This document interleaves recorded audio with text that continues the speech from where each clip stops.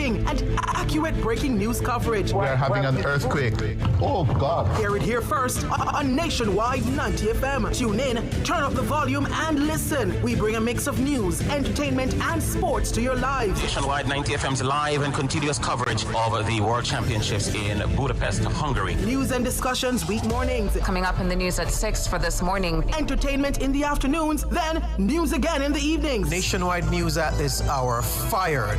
Also tune in to the entertainment and sports shows in the nights and on the weekends. It is Boy Things After Dark right here on Nationwide 90 FM. Everything is news, from current affairs and entertainment to sports, business, and other categories. Nationwide 90 FM. This is Beanie Man. Give it to them. Zaga, Zen. From every whisper to every commotion. That's rubbish. The KSAMC cannot investigate itself.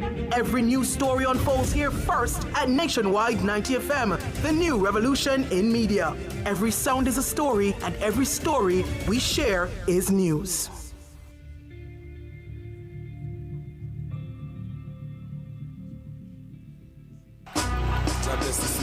Jamaican high school and college athletes will take on the best of the USA at the Penn Relays April 23, 24, and 25. A live coverage is on Nationwide Radio, brought to you by the Sports Development Foundation, developing a nation through sports. The Universal Service Fund, connecting you to more.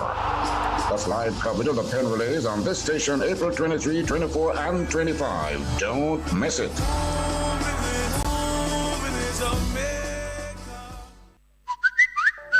News on the go. The latest stories from Jamaica and around the world are literally a finger tap away.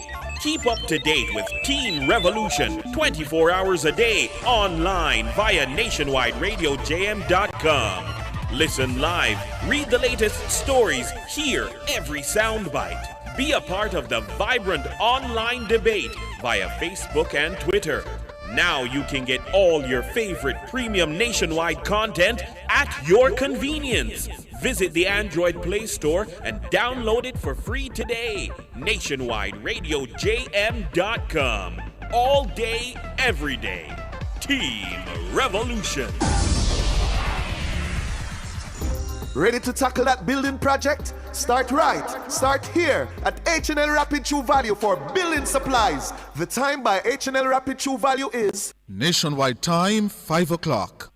Interex Distributors presents the ultimate tile clearance sale. Transform your space for less. Dunrobin Plaza, 30 Dunrobin Avenue. The temperature by Interex Distributors is 28 degrees Celsius in Kingston, 29 out west in Montego Bay. News at 5 teasers are brought to you by Advanced Scales and Equipment. Service is our total commitment. From the Nationwide News Network, comprehensive, incisive, tough. This is Nationwide at 5. Good afternoon, I'm Robianne Williams. And I'm Mahiri Stewart. In Nationwide news at this hour, former Prime Minister Bruce Golding says recent bullying incidents at Jamaica College must not be tolerated. It's not something that we must seek to rationalize. It is something that is just plain wrong. Education Minister Dr. Dana Morris-Dixon says the ministry will continue its push for better conflict resolution practices in schools. Industry, Investment and Commerce Minister Senator Aubin Hill says rich people are the ones facilitating corruption and illicit trade in Jamaica. You think it's another custom officer pays me to be corrupt? You're mad. It's the rich people in the private sector who are paying corruption money. Ethics Committee of Parliament spars over long-standing issue of political codes of conduct. Opposition spokesperson on telecommunications Philip Paulwell decries the poor service quality of telecommunications providers. In news from the rest of the world, Trinidad and Tobago offers $100 reward for information on brutal slaying of woman corporal. Donald Trump says 8 Iranian women protesters set to be executed will no longer be killed. In sports, Jamaica Scorpions thwarts Barbados Pride's latest push for victory in West Indies Championship game at Sabina Park. And later in our broadcast, in our cover story at 5:35, consumer confidence increased by close to 6 percentage points in the first quarter of 2026, even as business confidence remained somewhat pessimistic. CEO of Market Research Services Limited, Don Anderson, operator of the Boardwalk Village, Richard Wallace, and owner of Spirits of Montego Bay, Jeffrey Smith, will join us. In the nation's business at 6:25, we'll bring you a paid rebroadcast of MP for North Central St. Andrew Delano Seavright's contribution to this debate of the NARA bill in the House of Representatives on Tuesday. Taking you around the world at 6:45, U.S. President Donald Trump has called off attacks on Iran indefinitely, though the Strait of Hormuz remained blocked on Wednesday. You'll hear more. At 7, it's the comments section with Shaloy Smikle and Mahiri Stewart. This evening, they're asking your reaction to Marlene Malahoo Fort breaking ranks with the government on the NARA bill. Give us your comments by logging on to our Facebook page, Nationwide News Network, and by tweeting us at Nationwide Radio, and message us on WhatsApp at 876-285-5693. You can also leave your comments on Instagram at Nationwide90FM. And at 8, it's Boyatings After Dark with Kareem Boyatings Weathers. All these and more as we take you home on air, Nationwide 90FM. This Wednesday afternoon, it's Wednesday, April 22, 2026.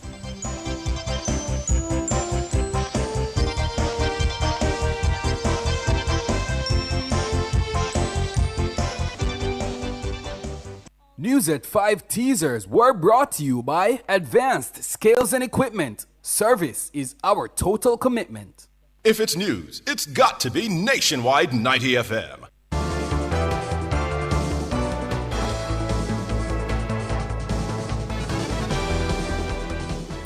Now to the details. Former Prime Minister of Jamaica Bruce Golding says the recent bullying incidents seen in viral videos at Jamaica College must not be tolerated or rationalized. He also expressed disappointment with the initial reaction of the school's leadership to the latest video, which captures a student being assaulted by his schoolmates. Golding was speaking on Wednesday during the commemoration of the 60th anniversary of Haile Selassie's visit to the school. Robian Williams reports. Bruce Golding's comments follow a viral video showing a JC student being slapped and whipped with a belt by his schoolmates on the school compound. This comes on the heels of a previous incident in March involving another JC schoolboy who claims his nose was broken after being beaten by his peers. Golding, who is a former student of the all-boys institution, has expressed disappointment at the behavior of the boys in the viral video. He says the behavior does not represent the principles of the 200-year-old institution. The initial reaction of the school authorities disappointed. I was very disappointed. I was relieved of some of that disappointment yesterday when Principal Robinson posted a video that was far more assertive. What we saw on social media is not something that we must attempt to explain away. It's not something that we must seek to rationalize. It is something that is just plain wrong. And it does not represent the value of the vast majority, if not the whole of you, sitting in this auditorium. Golding says there must be a clear signal by the school authorities that bullying will not be tolerated. So there's a redemption that has to take place. The image of Jamaica College.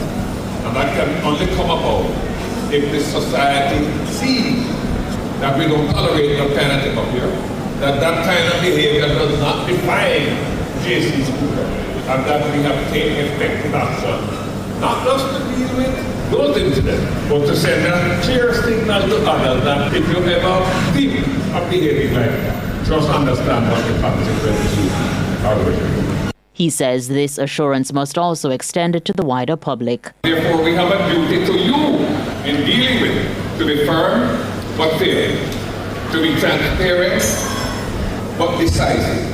We have to send a signal to the rest of the society that what they saw does not equal justice. And we can only do that in terms of how we respond to it. Robian Williams for Nationwide News. Meanwhile, Education Minister Senator Dr. Dana Morris-Dixon says the ministry will continue its push for better conflict resolution practices in school in light of a series of recent violent altercations involving students.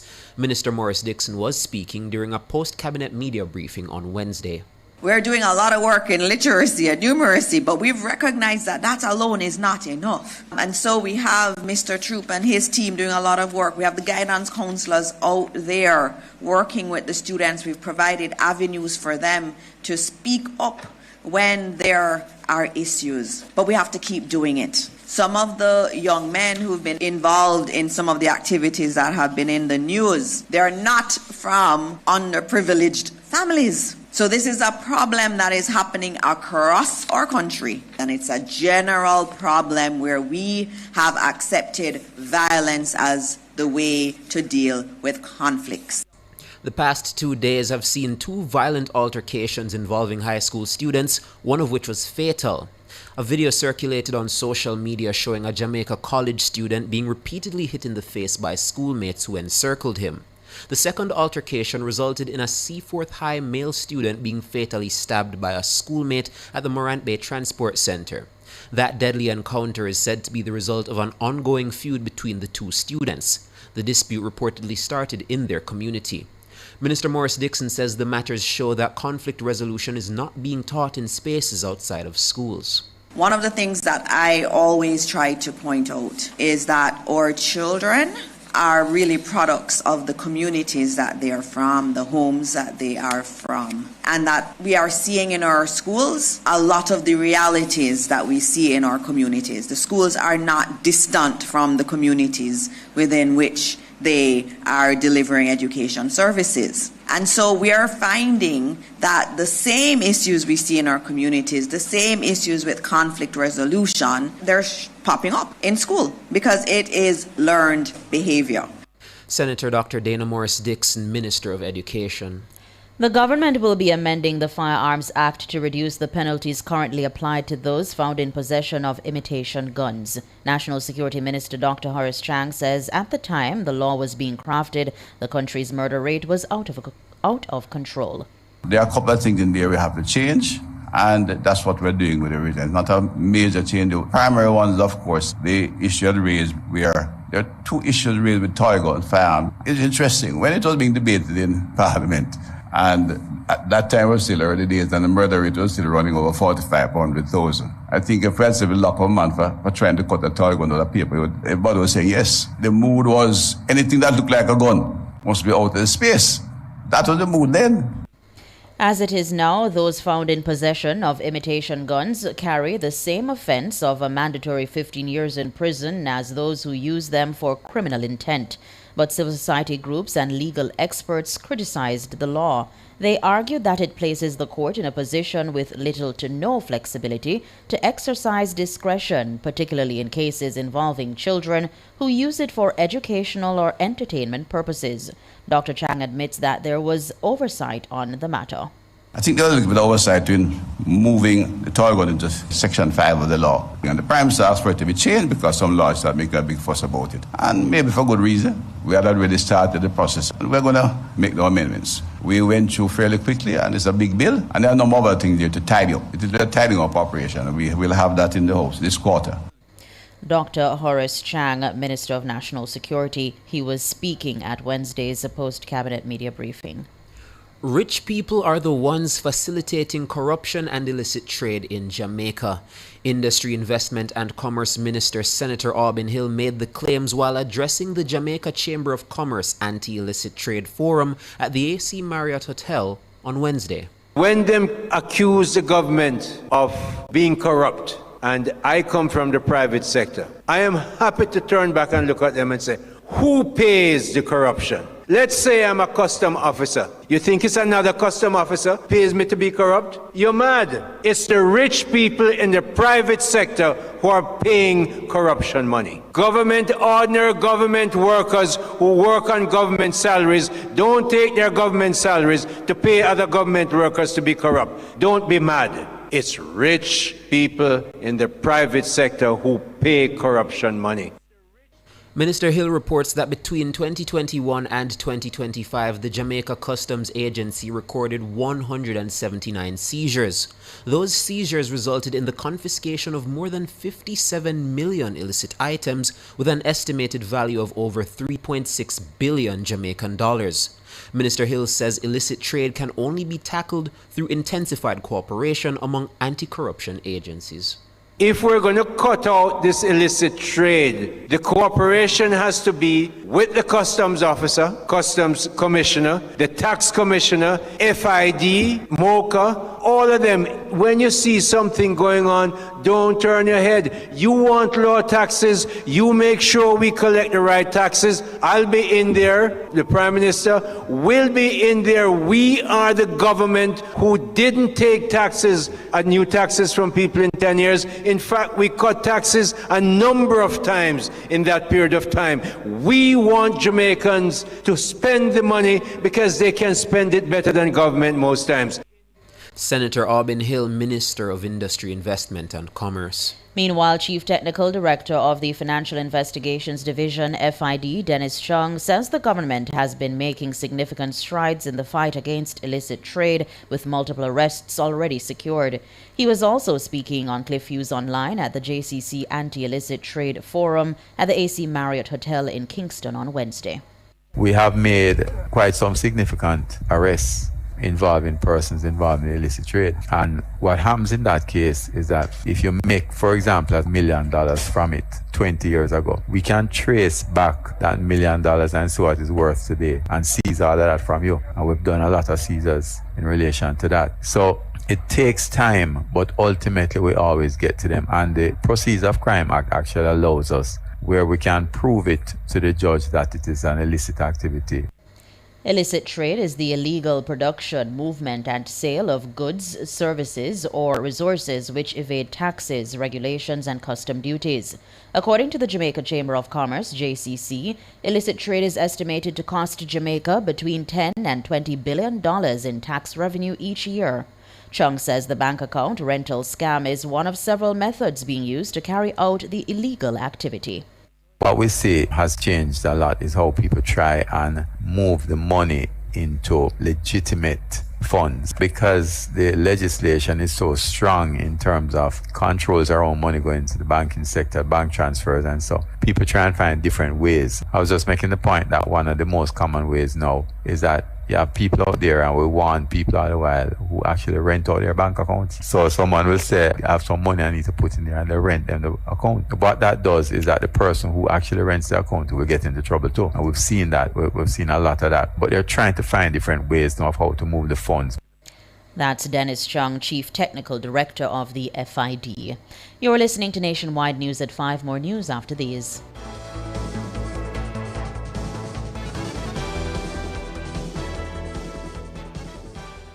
You're listening to Nationwide 90 FM. The time is 5:15.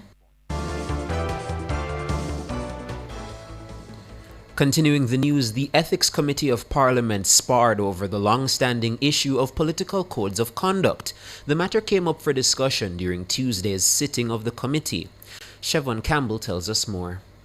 Currently, there are 2 political codes of conduct. One is attached to the Office of the Political Ombudsman, normally signed ahead of elections. The other is a more general document provided through the Integrity Commission, known as the Leadership Code of Conduct. During Ethics Committee deliberations on Tuesday, Opposition Committee member Anthony Hilton highlighted what he saw as a single greatest point of contention with members of the government benches refusing to sign the Leadership Code of Conduct. I think you're correct that we need now to have clarity around its status on the political code of conduct. As to the latter, the leadership code, I think that's less confusing, because the issue there is whether all members of parliament will sign that leadership code of conduct. On our side, all on our side have signed the leadership code of conduct. The question is whether when you refer to the leadership code of conduct, which code are you referring to, prepared by whom? From the Integrity Commission.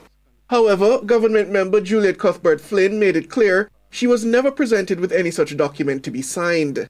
I think there's a disconnect because all three members behind me are saying that I don't know where they got it, if they went on the website and looked it up to sign something. But I think if there is a code of conduct for the representatives, the members in the parliament or the Senate, whether it's the upper or lower house, that should be given to us in the parliament to sign and to state exactly what it is we're signing, etc. I don't ever recall receiving anything from the Integrity Commission to sign as far as a code of conduct.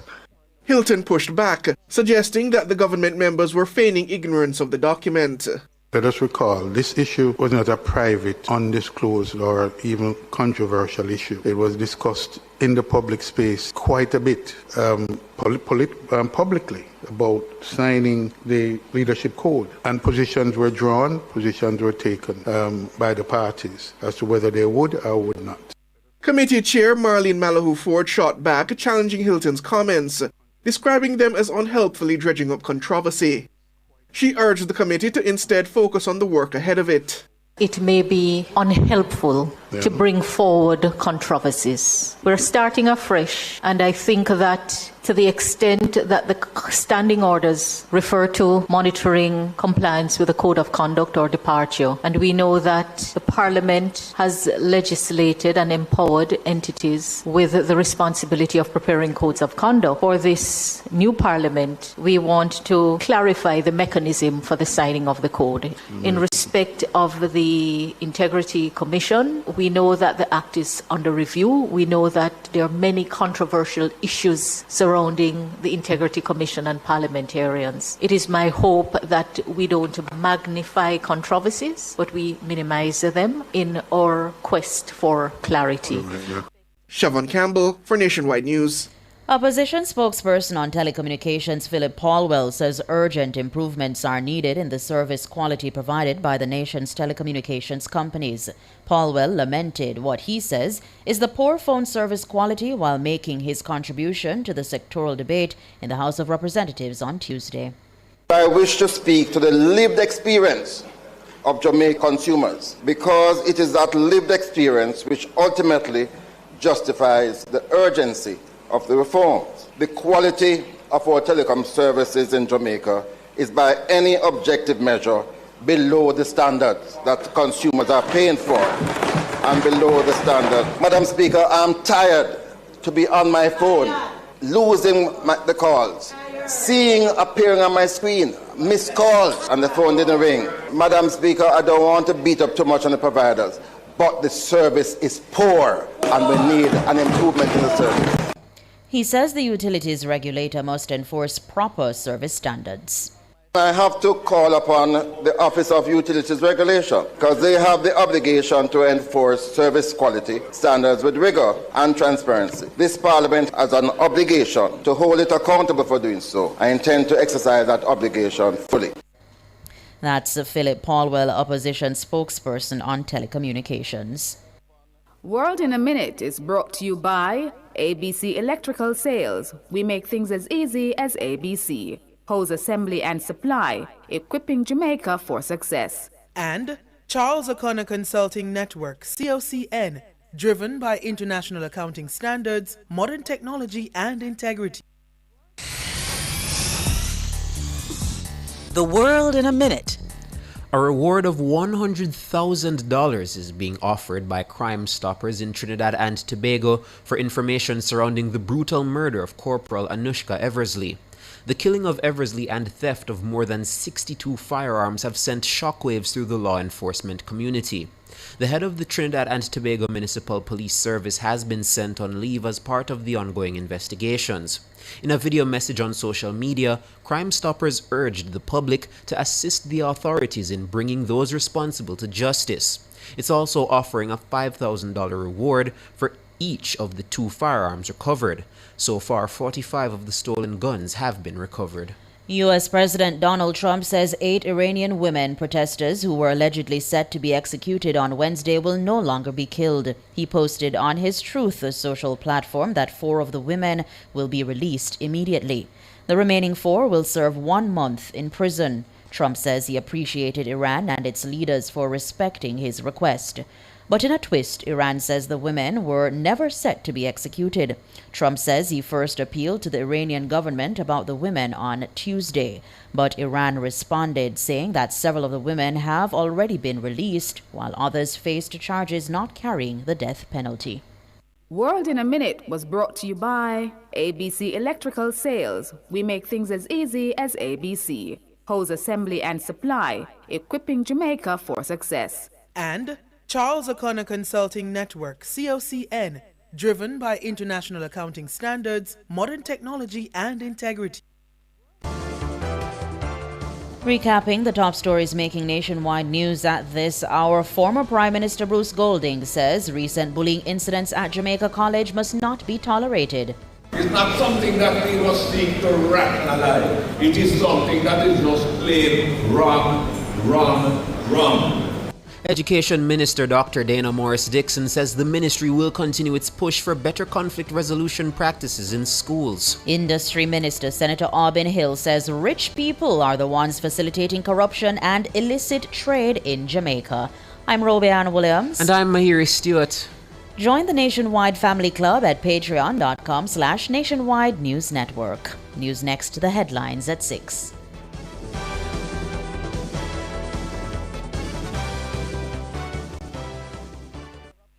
He never shies away from taboo topics. Voyagings after dark. The most riveting discussions. Voyagings after dark. Topics that are shunned by society. And everything else in between.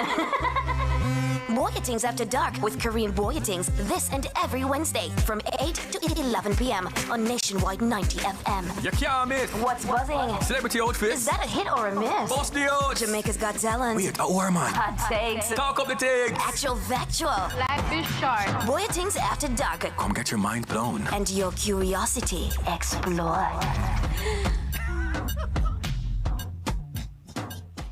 The Community and Workers of Jamaica C&WJ Cooperative Credit Union is celebrating its 65th anniversary.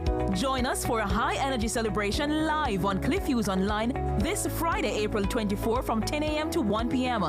We'll explore 65 years of impact, featuring exclusive leadership insights, trivia, games, innovative banking solutions, the future, and more. Discover the power of belonging and see how C&WJ makes your financial goals a reality. So tune in to Cliffviews Online this Friday, April 24 from 10 a.m. to 1 p.m. Stream this broadcast live on our YouTube channel at Nationwide 90 FM Live or keep your station locked to Nationwide 90 FM, the new revolution in media. This broadcast is brought to you by the Community and Workers of Jamaica C&WJ Cooperative Credit Union.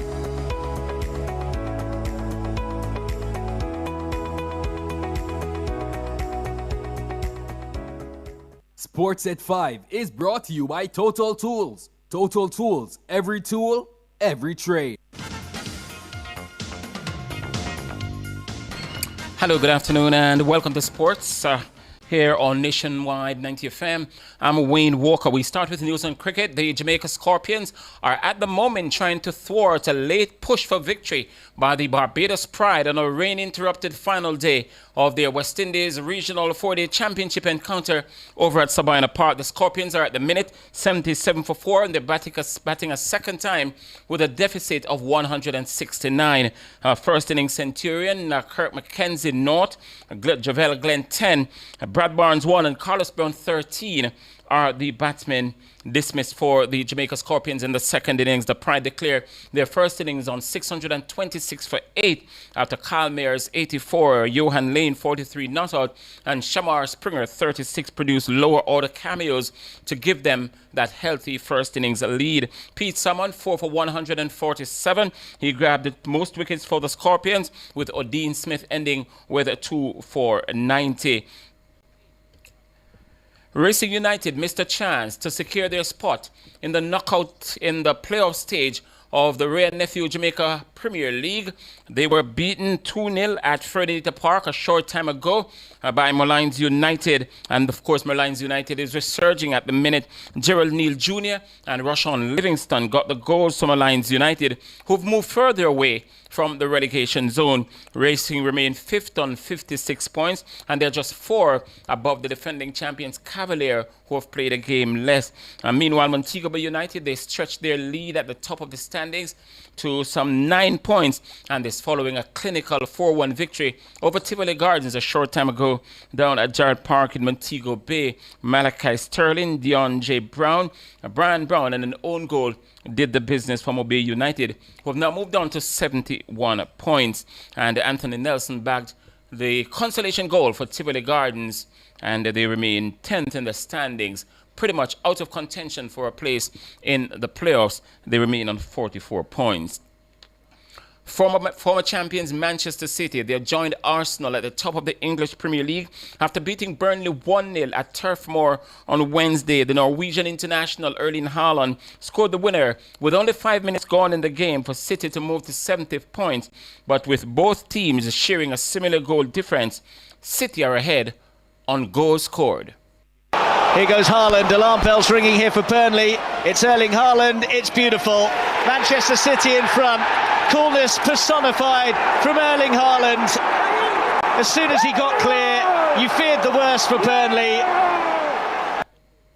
And with City not playing again until May 4, Arsenal can return to the top of the standings on Saturday when they host Newcastle United at the Emirates Stadium in London. And the defeat, by the way, has relegated Burnley from the English Premier League to the Championship for a second time in 3 seasons. In another game played on Wednesday, Leeds United, they've moved further away from the relegation zone. What a month they're having. They played out a 2-2 draw with Bournemouth on Wednesday.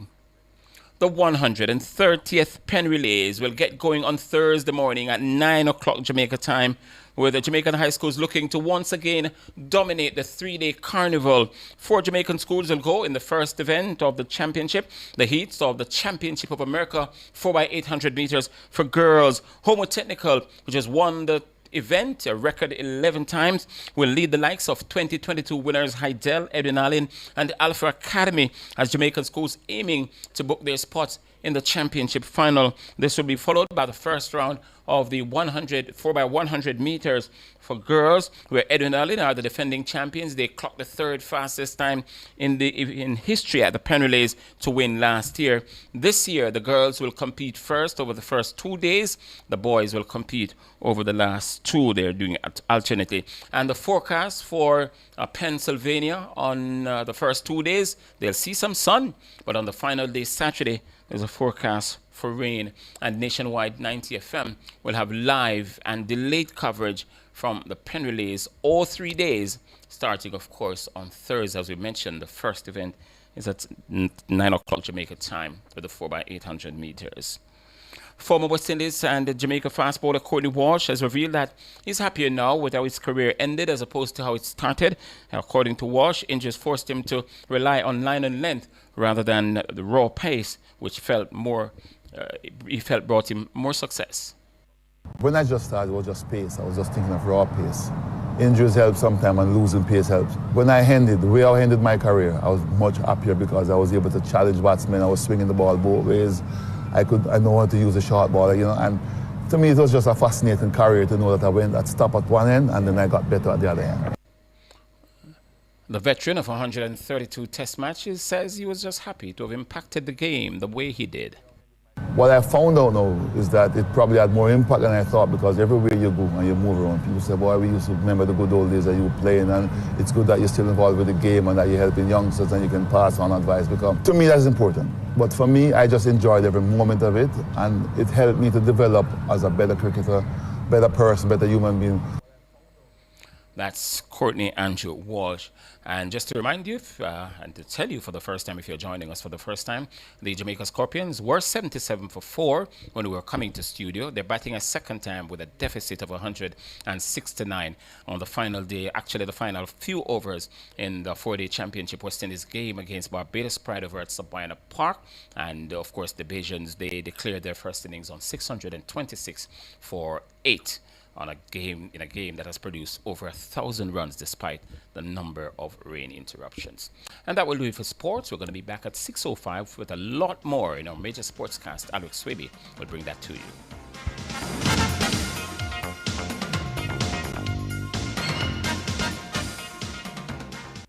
Sports at 5 was brought to you by Total Tools. Total Tools, every tool, every trade. For all your custom framing, printing, graphic design, and purchase of art, Make It Frame Art Jamaica Limited, serving you for over 40 years. The time by Frame Art Jamaica is 5:31. Upgrade your drive with Hyundai and Scotiabank. 4.99% interest, 0 fees, and 1-year insurance free. Choose from the Hyundai Venue, Palisade, Tucson, or Creta. Visit Kingston or Montego Bay showrooms. The temperature by Hyundai is 27 degrees Celsius here in the nation's capital, Kingston. It's 28 in the western city, Montego Bay.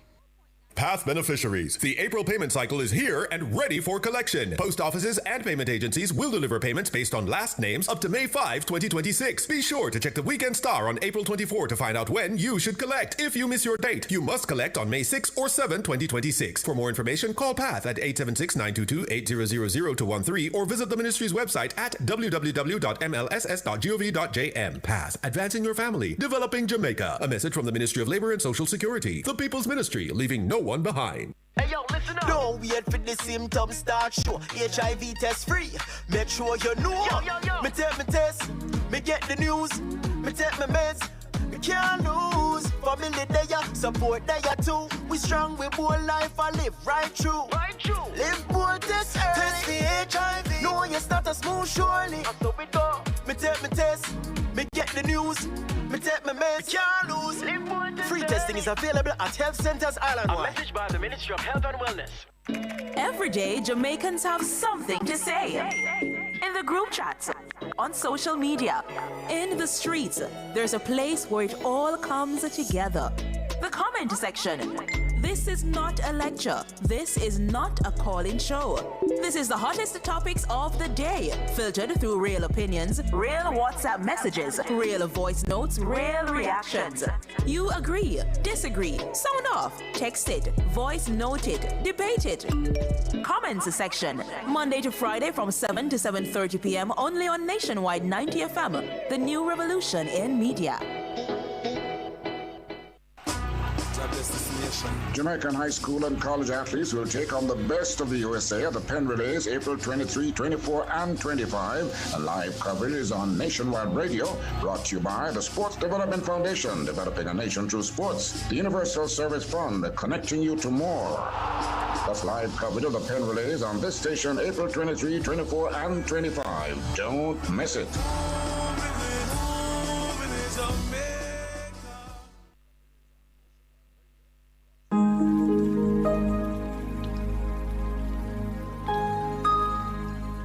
Hi there.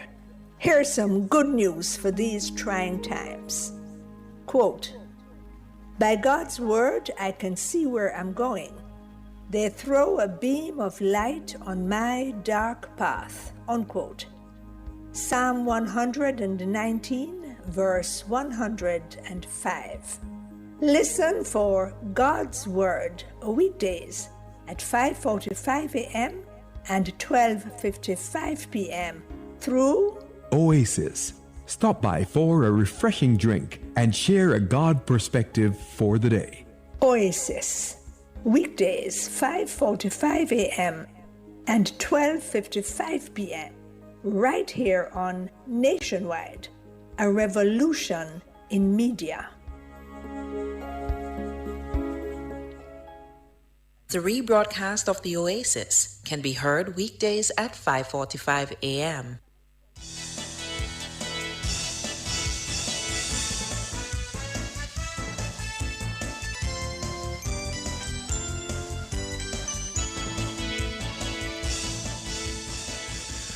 Good afternoon, listeners, viewers. Welcome. It's 5:36. It's time for the cover story, and I'm your host, Siobhan Campbell. And we're talking about matters of consumer and business confidence this afternoon, because consumer confidence has increased by close to 6 percentage points in the first quarter of 2026, even as business confidence remained somewhat pessimistic. That's according to the latest survey of business and consumer confidence done for the Jamaica Chamber of Commerce between January and March this year. The survey, conducted by Don Anderson's Market Research Services Limited, also found that businesses expect things to improve in the long term. It's been nearly 6 months since the devastation caused by Hurricane Melissa's passage over western Jamaica. The hurricane's impact still weighs heavily on the collective consciousness of the country, and according to Mr. Anderson, Jamaican consumers seem to be recovering their confidence that things will improve despite the challenges. However, while there's renewed confidence among consumers in the economy, businesses were less so. Anderson argues that this has to do with the long-term nature of business planning. But despite the short-term slump in business confidence, Anderson says they remain cautiously optimistic about long-term economic prospects. Well, Mr. Anderson joins us now to discuss further, as well as the former president of the Negril Chamber of Commerce and operator of the Boardwalk Village, Richard Wallace, and owner of Spirits of Montego Bay, Jeffrey Smith. Good afternoon, gentlemen. Good afternoon to you. Good afternoon to you all. Good afternoon to you all as well. Starting with you, Mr. Anderson, just some details to get out of the way. This survey was up to March, and I was curious if there was any mention among particularly the consumer side of things, about the concerns about what's going on in the Middle East and the impact of energy and food prices. Did that factor into this into this survey in terms of the potential concerns by both consumers and businesses? No, not directly at all. I know that businesses are concerned about it, but I think at the time of the fieldwork, the war was not raging to the extent it is now. So I know that businesses were concerned, but not to the extent I'm sure they are now if we would have done the fieldwork at this time. Understood. Consumers not so. Understood. And so you made that differentiation that while consumers are more concerned about the immediacy of their needs in terms of the potential, the next paycheck and the next meal or the next day's work, the businesses have a more long-term view of things. So I would imagine that, and this is me speculating, I just want to see if you see this as a potential possibility that up to the next consumer survey, there may be a greater interest in these things in terms of the rising fuel and food prices as a result of what's taking place. I have no doubt that that will take place. I'm sure as the war rages, if it isn't terminated or suspended, what have you, prices will rise and consumers will feel the brunt of that. So I'm pretty sure that that may in fact impact their confidence level. At the moment, though, they see themselves digging out of a rut in which they got as a result of Melissa in the last quarter of 2025. And going back specifically to this survey, you pointed out, I think for the first time, you asked the question about the importance of tourism to the economy and the country's development, and, well, a truism, so to speak, that most Jamaicans, business and consumers agree that tourism is essentially a pillar of our economy and the importance of that. I wondered, though, Don Anderson, to what extent then is the concerns about tourism's recovery impacting business confidence? I don't think I saw a direct correlation between the two at all. As I indicated, businesses look long term. And whilst they are facing challenges, supply chain problems, and obviously they were impacted by the onset of the war, they do not really feel that they aren't pessimistic. They're just less optimistic. Yes. Because 50% of them still say it's a good time to invest, you know? So we have to take all these factors into consideration. Understood. That's where now I bring you in, Richard Wallace, coming down there from the Western Jamaica, and you at the heart of the tourism mecca, so to speak. Are these concerns playing out there as expressed in the recent Business and Consumer Confidence Survey that while businesses still remain a little bit droopy from the Hurricane Melissa episode, they do have a long-term expectation for things to get better? So, thanks for that. When I heard the results of the survey, it kind of puzzled me because I was wondering how. But when Mr. Anderson explained that this was done before the war started to rage, then I kind of understood what was happening because the businesses have been reeling from the effects of Melissa for the last 6 months, and just when.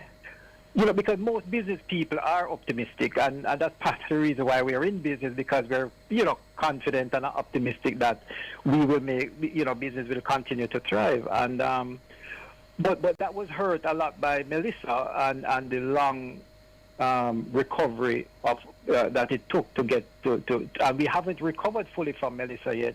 And then here comes this war. And obviously from a tourism perspective, none of this is good. There are some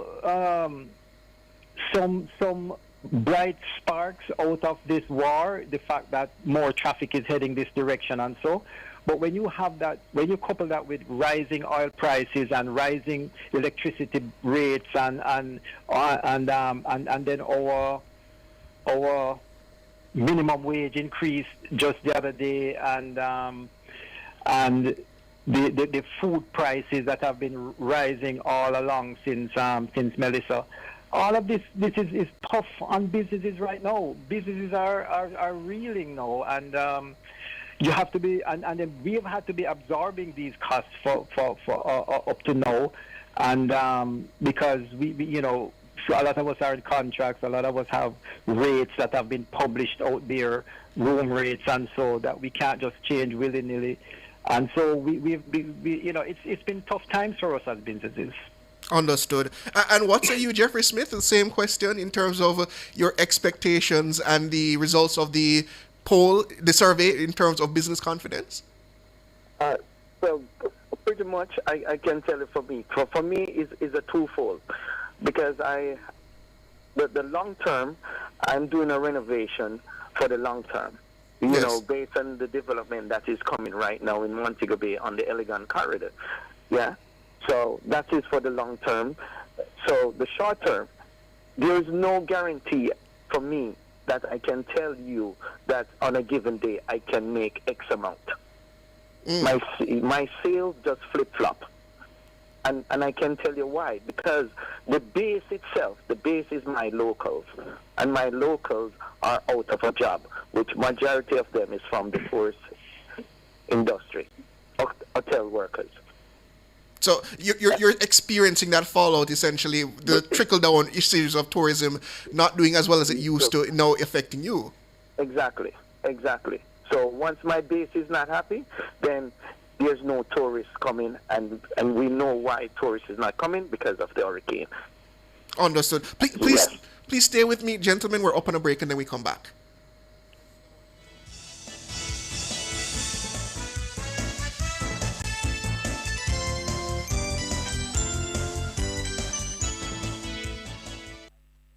Visit Marshall's Pharmacy, Greater Portmore, for all your prescription needs, gifts, personal care, household, and stationery items. The temperature by Marshall's Pharmacy, Greater Portmore is... It's 27 degrees Celsius here in the capital city, Kingston, and it's 28 out west in Montego Bay. For all your electrical needs, visit ABC Electrical Sales. They stock a wide variety of electrical supplies, including plugs, switches, panel boards, and conduits, plus energy-saving fixtures. ABC Electrical Sales stocks brands like GE, Siemens, Philips, Cutler Hammer, and Allen Bradley. They also offer free island-wide delivery just to suit your needs.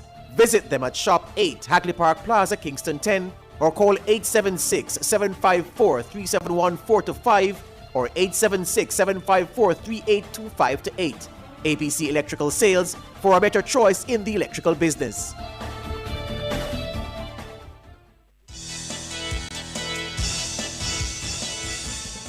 Welcome back, listeners, viewers. We are talking the Business and Consumer Confidence Survey that was recently published by noted pollster, that's Market Research Services Limited. Don Anderson conducted the survey. It was published by the Jamaica Chamber of Commerce. Don Anderson joins us alongside the former president of the Negril Chamber of Commerce and operator of the Boardwalk Village, Richard Wallace, alongside owner of Spirits of Montego Bay, Jeffrey Smith. So, Don, you heard from two business leaders out there in Western Jamaica about their expectations and the impact that both Hurricane Melissa has had and their concerns about what's going forward with the Middle Eastern crisis and the impact of that. While you said that the matter regarding those concerns about the Middle East not quite factored into the first quarter here of 2026 yet, but does what at least Jeffrey Smith and Richard Wallace have put forward today align with your survey of the wider business community in terms of their concerns and their expectations? Yes, as a matter of fact, what Richard pointed out to the various problems impacting businesses now would be those factors which have occasioned that fall off in the confidence level. Businesses are concerned. There's no question about that. And when you look at every single one of the indices that we use to drive the overall index of business confidence, all of them are down, and therefore it is clear that businesses are concerned about where they are, but we have to make the point, notwithstanding, that even though the number of businesses that say it's a good time to invest is down, 50% are still optimistic that it's a good time to invest. And that's because they're long-term thinkers. Yes. So I don't have a problem with what was said by Richard at all. It does, in fact, lead into why business confidence fell. Understood. I understand Jeffrey Smith dropped. We were trying to get him back, but we press on with Richard Wallace. Businesses tend to be more solution-oriented than consumers. Consumers, they understand the realities they're in and they try to work around them. But business plan for those realities and try to push forward. What is it that the business community, particularly in Western Jamaica at this point, what is the requirements in order to get that uptick back, to get that confidence level back? Mr. Wallace, are you there? Oh dear, I think we lost Mr. Wallace. Do we have you, Mr. Smith? Yes, I'm back. Okay, so I put that question to you. I don't know if you heard me. I just want to know, what is the requirement now for the business community, particularly in Western Jamaica, that tourism-oriented area of the country? What is the requirements now for them to get things back on track, to get the confidence level back up? Well, that is very, because at this moment now is to get the people back on the job. Once we can get them back on the job, then we'll have more confidence now back in the market in Montego Bay, because we desperately need it. Because from where I'm looking at right now, when we had the cruise ship, we can see the sails move. Once those cruise ships come in, we see the sales move immediately. So it really is just getting the tourism product back on track.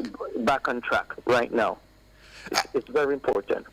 And Richard Wallace, how is it going, that aspect to get tourism and that product back on track? I understand the laments from the JHTA president, that's Mr. Christopher Jarrett, that the room stock isn't quite where it needs to be and that they're kind of struggling as a result of that. Is that how things are playing out on the ground there? Well, in Montego Bay, I believe so. In Negril, it's less so because I believe there's only one hotel in Negril that's not open now. I think that's Royalton. But all the others and, the multitude of small properties have all been open for months now. So we are seeing decent numbers. I won't deny that the numbers are decent. Fluctuating with the time as you would expect. The tourist season officially ended last week on the 15th of April, But so we're looking forward to the summer and the uptick in business. We're getting a lot more business from South America now, which is great. But I was answering the question you asked me earlier before I got cut off. The biggest challenge that we have is not knowing how long this Middle East conflict is going to last. That is the hard part, because with a hurricane you can plan that the hurricane is coming and then it's gone, and then you can move on. You start move on. Here we don't know how long to hang on for. We don't know if we're to wait or we're to adjust or we're to so you have to be kind of watching it and going on. And I think that's the hard part for us as small businesses, that we don't know how long this is gonna last for. And so but also when things do go back, are things gonna reverse? Are the prices gonna go back down? Are things gonna get back where you can balance out and continue along your way? It's very uncertain times now, and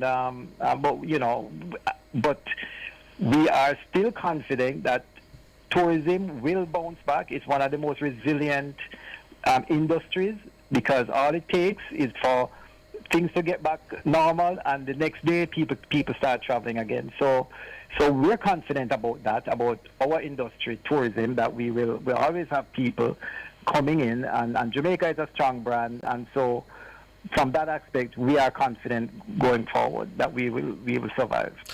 But Mr. Wallace, when they always say when every time a crisis strikes, there's some opportunity, and in this whole Middle Eastern situation, are there opportunities there for Jamaica to capitalize on in terms of boosting the tourism product? What are those? All right. So first thing, the one that I remember is that Virgin Airlines had canceled flights to the Middle East and to Dubai and some other places, and they had increased their flights to the Caribbean, including Jamaica. So I believe they were starting a daily flight to Jamaica, starting sometime, I think it was in June or sometime soon. So that's the benefit that we're getting from this Middle East conflict. And obviously, as the price of oil increase and jet fuel and so, longer flights are more expensive. So people in our main target market, which is the US and Canada, they would want to book shorter flights, which would be cheaper. And so we are that. We are shorter flights from North America. So things like that we benefit from. And obviously the Caribbean is relatively peaceful. And so people would look to move away from the conflict and towards a peaceful area. So from that aspect, but then it's a double-edged sword, because of the conflict in the world, a lot of people are just not traveling at all because they're not sure what's going to happen out there, So it's a double-edged sword, but we hope for the best. And Jeffrey Smith, your business, as you suggested, is more reliant on how the locals are doing in terms of their bottom line. How do we better incentivize those locals in terms of getting your business up and running, in terms of what are the economic requirements for the local business owners who benefit from local business? Okay, all right. For me, right now, currently, what I'm doing now is to use a lot of these hotel workers who is in the entertainment industry, and they pull on their people. Yeah, and that is what is happening right now, what I'm doing. And along with Matthew, from TPD, Food Boss, we also doing the promotion with the agate, so to make it new and excited, in the food and beverage industry right now in Montego Bay. So, coming next week Saturday, we start in the agate, because it's on its page and people just want new stuff and to get it. Yes. So we're finding creative ways of doing things to pull people, how to our establishment and other establishment also. Understood.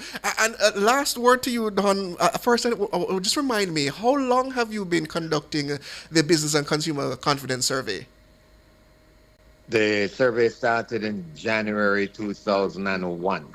January So we now 2001. have completed 25 consecutive years of the study, and we have just about 100 quarters of data. This is a very long time series. Understood. And if I recall, the highest level of consumer confidence was just before COVID-19, correct? That's correct. That's correct. And But where... let me just make the point very Go quickly ahead. that Richard's position just really just encapsulates everything I've been saying.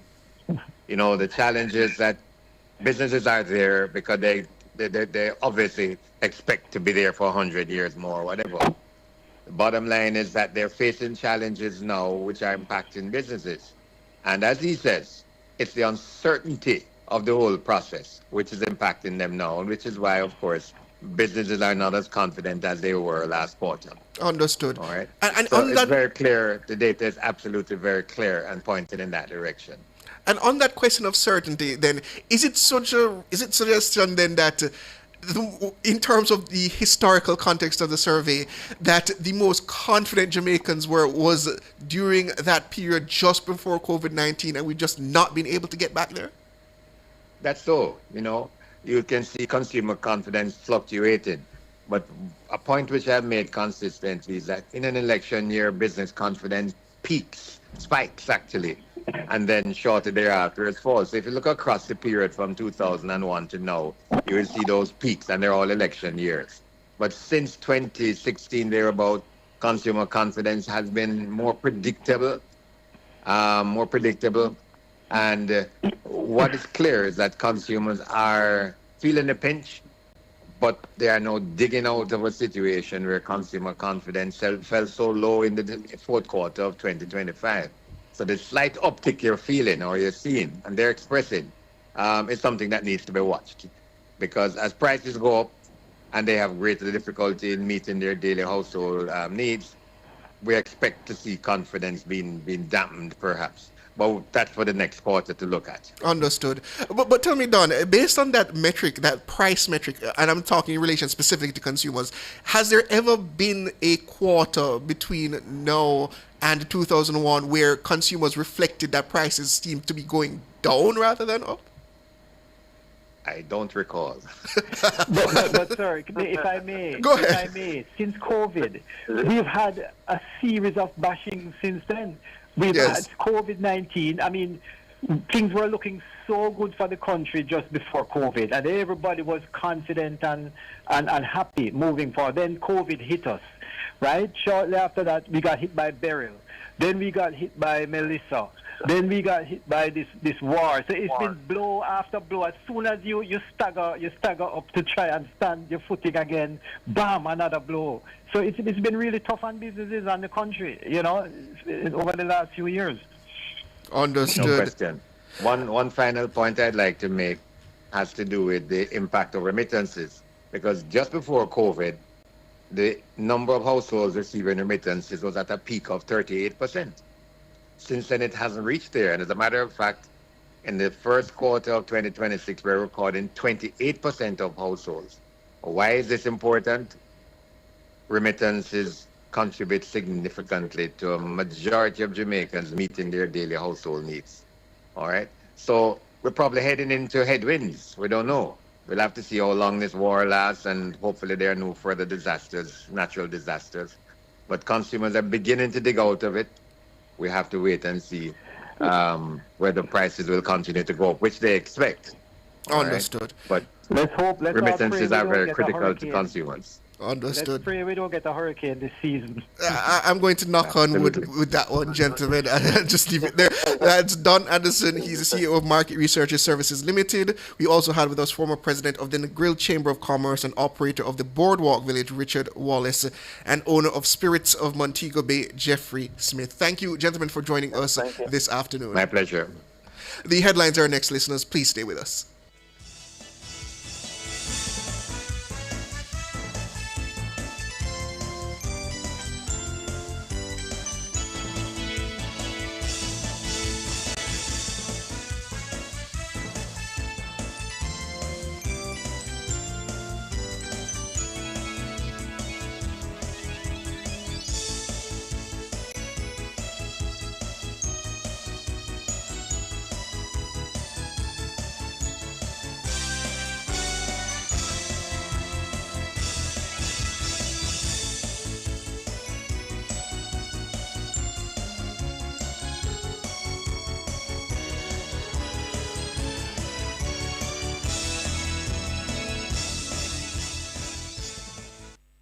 The time brought to you by Guardian Life. Live secure, live easy is 6:01.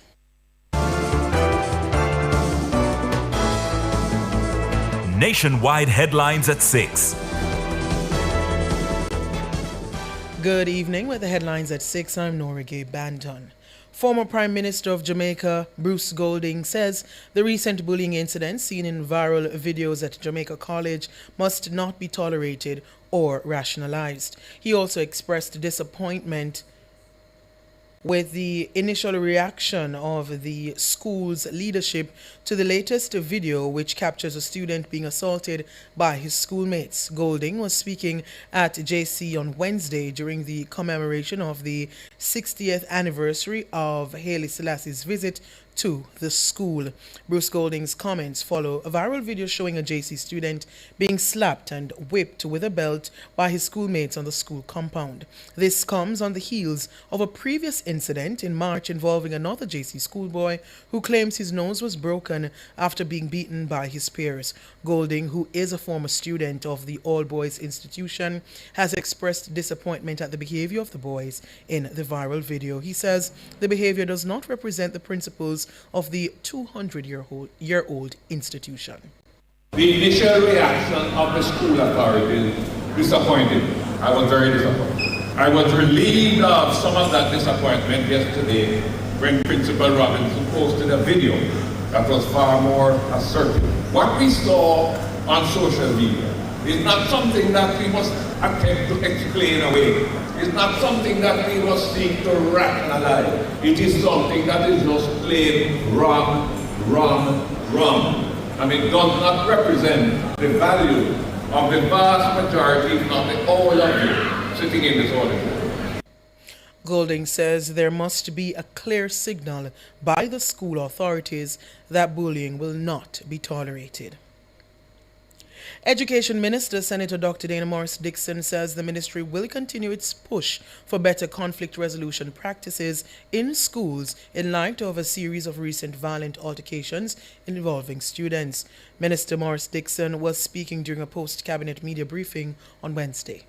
We're doing a lot of work in literacy and numeracy, but we've recognized that that alone is not enough. And so we have Mr. Troop and his team doing a lot of work. We have the guidance counselors out there working with the students. We've provided avenues for them to speak up when there are issues, but we have to keep doing it. Some of the young men who've been involved in some of the activities that have been in the news, they're not from underprivileged families. So this is a problem that is happening across our country, and it's a general problem where we have accepted violence as the way to deal with conflicts.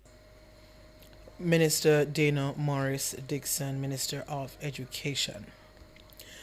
The government will be amending the Firearms Act to reduce penalties currently applied to those found in possession of imitation guns. National Security Minister Dr. Horace Chang says at the time the law was being crafted, the country's murder rate was out of control. There are a couple of things in there we have to change, and that's what we're doing with everything. It's not a major change. The primary ones, of course, the issue raised where there are two issues raised with toy gun firearm. It's interesting. When it was being debated in Parliament, and at that time was still early days, and the murder rate was still running over 4,500,000. I think if we had to lock a man for trying to cut a toy gun out of paper, everybody was saying yes. The mood was anything that looked like a gun must be out of space. That was the mood then. As it is now, those found in possession of imitation guns carry the same offense of a mandatory 15 years in prison as those who use them for criminal intent. But civil society groups and legal experts criticized the law. They argued that it places the court in a position with little to no flexibility to exercise discretion, particularly in cases involving children who use it for educational or entertainment purposes. Dr. Chang admits that there was oversight on the matter. And a woman was gunned down at the doorway of the Montego Bay New Testament Church of God in St. James on Wednesday. The shooting took place sometime after 3 p.m. The woman was at the church door observing a fasting service when she was shot. A video is circulating that captured the service just before explosions were heard. The woman was rushed to the hospital where she was pronounced dead. This is the second fatal shooting at a church in recent times. 51-year-old Andrea Lowe Garwood, a bank manager of Brook Manor in Falmouth, Trelawney, was shot and killed while in a church service on Market Street in the parish on January 31, 2021. Two men, the self-confessed triggerman and the getaway driver, were convicted and sentenced for the killing. Those were the headlines at 6. I'm Nora Gay Banton. Sports is next.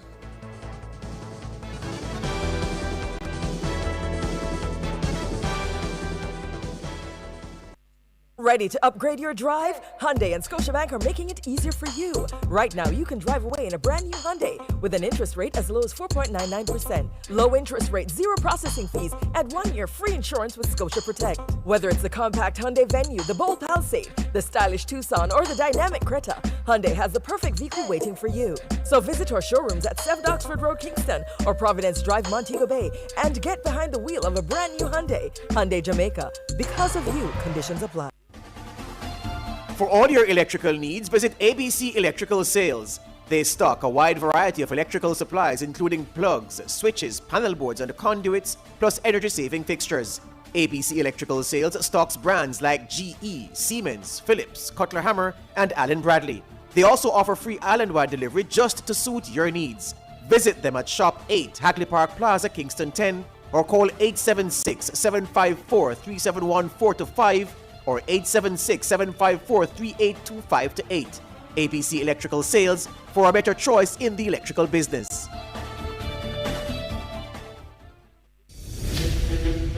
This station raised me. It gave me a voice. And if Nationwide has ever meant something to you, come on in. Join the Nationwide 90 FM Family Club today on Patreon.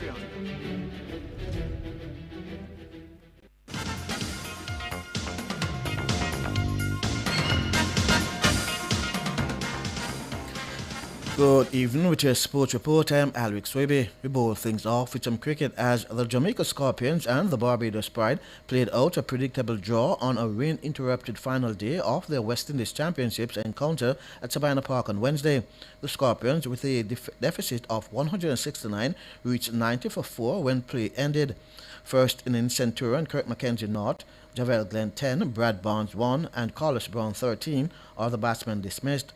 Captain John Campbell 42 and Romain Morris 5 were not out in the end. The Pride declared their first innings on 626 for 8 after Kyle Myers 84, John Lane 43 not out, and Samar Springer 36 produced lower order cameos to give them a lead of 169. Pete Salmon 4 for 147 grabbed the most wickets for the Scorpions, with Odean Smith ending with 2 for 90.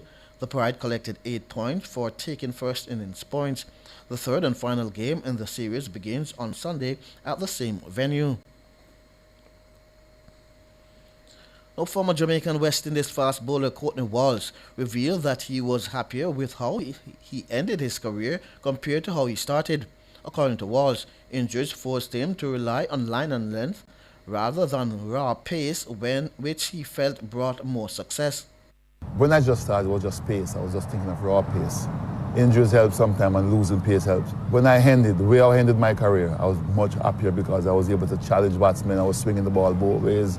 I know how to use a short ball, and to me it was just a fascinating career to know that I'd stop at one end and then I got better at the other end. Walsh is West Indies' leading wicket-taker in Test cricket with 519 scalps, while ranking 9th on the all-time list. According to Walsh, who featured in 132 tests, he was pleased to have impacted the game as he did. What I found out now is that it probably had more impact than I thought, because everywhere you go and you move around, people say, boy, we used to remember the good old days that you were playing, and it's good that you're still involved with the game and that you're helping youngsters and you can pass on advice, because to me that's important. But for me, I just enjoyed every moment of it, and it helped me to develop as a better cricketer, better person, better human being. Courtney Walsh. Now to some footballers, Racing United missed a chance on Wednesday to confirm their playoff spot in the Rare Never Jamaica Premier League. The St. Catherine-based unit lost 2-1 at Ferdinita Park to resurgent Malines United. Gerald Neal Jr. and Rashawn Livingston got the goals from Alliance, who've moved further away from the relegation zone. Racing remained fifth on 56 points, just 4 points ahead of sixth place Cavalier, who've played a game less.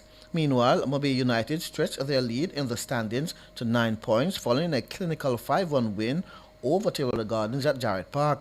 Malachi Sterling, Deon J. Brown, Brian Brown, and an own goal did the job for Mobile United, who are now on 71 points. Anthony Nelson bagged the consolation for Tivoli, who remain 10th on 44 points. Now, former champions Manchester City have joined Arsenal at the top of the English Premier League after beating Burnley 1-0 at Turf Moor. The Norwegian international Erling Haaland scored the winner with 5 minutes gone in the game for City to move to 70 points. But with both teams sharing a similar goal difference, City are ahead on goals scored. Here goes Haaland, alarm bells ringing here for Burnley. It's Erling Haaland, it's beautiful. Manchester City in front, coolness personified from Erling Haaland. As soon as he got clear, you feared the worst for Burnley. Now, with City not played in the league again until May 4, Arsenal can return to the top of the standings when they face Newcastle United at home on Saturday. The defeat relegated Burnley from England's top flight for a second time in 3 seasons. Leeds and Bournemouth played out a 2-2 draw in the day's other game. Now to track and field as the 130th Spin Relay get going on Thursday at 9 a.m. Jamaica time, with the Jamaica High School looking to once again dominate the 3-day carnival. 4 Jamaican schools will go in the first event of the day, the heats of the Championship of America Girls 4x800 meters. Homewood Technical, which has won the event a record 11 times, will lead the likes of 2022 winners Heidel, Edwin Allen, and Alpha Academy as Jamaican schools aiming to advance to the final. This will be followed by the first round heats of the girls 4x100 meters, where Edwin Allen are defending champions after clocking the 3rd fastest time ever at the relays to win last year. This year, the girls will compete over the first 2 days, with the boys taking center stage on Friday and Saturday. The forecast is for sun the first 2 days, with Saturday's final day see some rain. Nationwide 90 FM will have live and delayed coverage of the pen relays starting on Thursday. Now, former Trinidad and Tobago sprint star Otto Bolden is standing firm on his assessment that Jamaican sprint star Elaine Thompson-Hero will not win another individual global medal despite her recent return to form. Thompson-Hero, the only female in history to win back-to-back sprint double at the Olympic Games, delivered an eye-catching performance at Velocity Fest 19, clocking 10.92 seconds in the heats of the women's 100 meters. It's the 3rd fastest time in the world this year and signals steady progress as she continues her comeback from an Achilles injury that kept her out for all of last year. However, speaking on the Mr. Analyst podcast, Bolden says the performance has not changed his professional outlook. My professional opinion about her having won her last individual medal, no, that doesn't change, because that is based on my experience and my thousands of hours of watching film and, quite frankly, covering her career. Bolden was also careful to clarify that his comments should not be interpreted as lack of admiration for the Jamaican sprinter. I have to separate the fan in me from the analyst in me. The fan in me would fight off everybody else to argue for Elaine being the best ever in terms of short sprint. The same way I would for Shelly-Ann. So I liked seeing Shelly-Ann go out in Tokyo, the city in which she started, handing off to the Clayton sister, and that to me is like perfect. My real hope is that Elaine gets that kind of send-off, because quite frankly, she's earned it. Arthur Bolden. And finally, Olympian Ali Atkinson is set to headline the Women in Sport America's International Masterclass and a Coaching Conference in Aruba from May 1 to 3. The event is being staged under the backing of several regional and global sporting bodies. Atkinson, renowned for her distinguished global swimming career, has also built a reputation as a compelling speaker. Conference chairperson and APC Secretary General Shardi Arias Crows described Atkinson as a world-class athlete whose journey reflects excellence, resilience, and leadership, making her an ideal role model for participants. Vice President of the America's Paralympic Committee, Christopher Samuda, echoed that sentiment, highlighting Atkinson's humility, integrity, and trailblazing achievements at Olympic and World Championship levels. Critically, Alia as a person, she understands the culture and dynamics of competitive sport. In particular, she is well placed, therefore, to speak on inclusion, which is a fundamental principle of the Paralympic movement, which in fact has initiated this conference. We really looked not only for an inspiring speaker, but one who is a change maker. A change maker. Alia's resume is befitting. He added that women across the sporting fraternity are expected to draw inspiration from her story. Alia will bring to the conference invaluable lessons. Lessons learned not only as an accomplished Olympian, who in many respects was a pioneer for women in the sport of swimming, but importantly, she will impact conversations on equity and equality at the conference. And those principles are central to the development of women in sport. Christopher Samuda, I'm Alric Swiby, and that's your sports.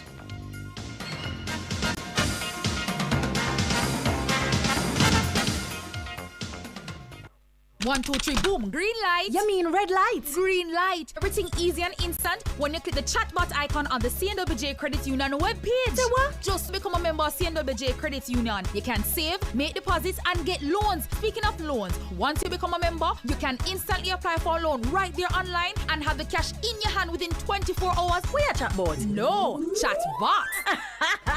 Conditions apply. CNWJ Credit Union. Discover the benefits of belonging. Enough power tool, big to small. Jack on my figure, dig the wall. Up a total tools. Weed whacker figure, trim the lawn. We have everything a job demand. Total tools. We rent them, sell them, and fix them. Also give Total Tools a call. When you say home improvement, landscape construction, a Total Tools are your option. Home improvement, landscape construction, Total Tools are your option. Total Tools, located at 102 Main Street, Ocho Rios, 34 Slive Road, Kingston. And lot C6 Jacksaw, St. Anne's Bay. Call us today. From the biggest tracks to the biggest energy, Nationwide keeps it moving.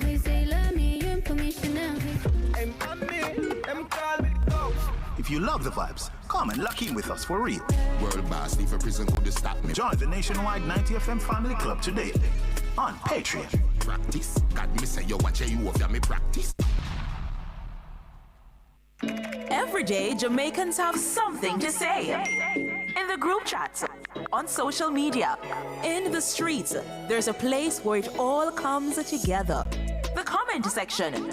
This is not a lecture. This is not a call-in show. This is the hottest topics of the day, filtered through real opinions, real WhatsApp messages, real voice notes, real reactions. You agree, disagree, sound off, text it, voice note it, debate it. Comments section, Monday to Friday from 7 to 7:30 p.m. only on Nationwide 90 FM, the new revolution in media. The Community and Workers of Jamaica C&WJ Cooperative Credit Union is celebrating its 65th anniversary. Join us for a high-energy celebration live on CliffViews Online this Friday, April 24 from 10 a.m. to 1 p.m. We'll explore 65 years of impact, featuring exclusive leadership insights, trivia, games, innovative banking solutions, the future, and more. Discover the power of belonging and see how C&WJ makes your financial goals a reality. So tune in to CliffViews Online this Friday, April 24 from 10 a.m. to 1 p.m. Stream this broadcast live on our YouTube channel at Nationwide 90 FM Live or keep your station locked to Nationwide 90 FM, the new revolution in media. This broadcast is brought to you by the Community and Workers of Jamaica C&WJ Cooperative Credit Union.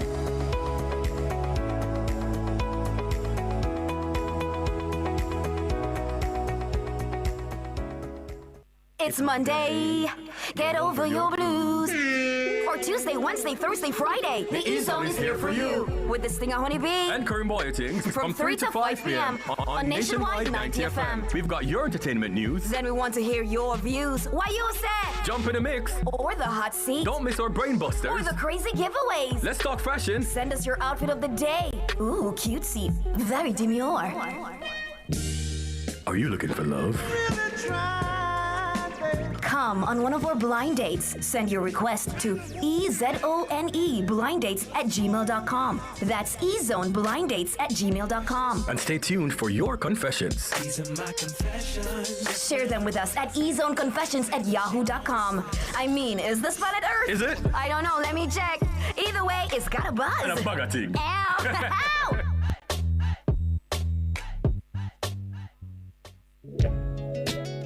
Do you have a consumer-related issue? Want to learn more about matters concerning you as a consumer? Well, keep it locked to Nationwide 90 FM for the Consumer Hour with me, Nora Gay Banton. Weekdays from 9 to 10 a.m. For all your consumer-centric matters, stay tuned to the Consumer Hour on Nationwide 90 FM, a revolution in media.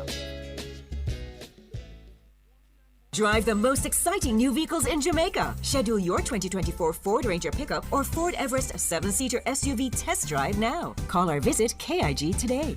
The time by KIG is 6:22. Turn up the heat with Hot Listing, Nationwide 90 FM's new on-air and online classifieds feature. If you have a car for sale, room for rent, or yard sale come up. If you look at work or need stuff. If you provide a service, make it a Hot Listing, Nationwide 90 FM's new on-air and online classified segment. Your listing plays again and again. From morning till evening. You sing it, we play it. You say it once, Jamaica hears it all day, every hour. Contact our sales team now at 876-630-1210 or sales at nationwidenewsnetwork.com. Hot Listings on Nationwide 90 FM, a new revolution in media.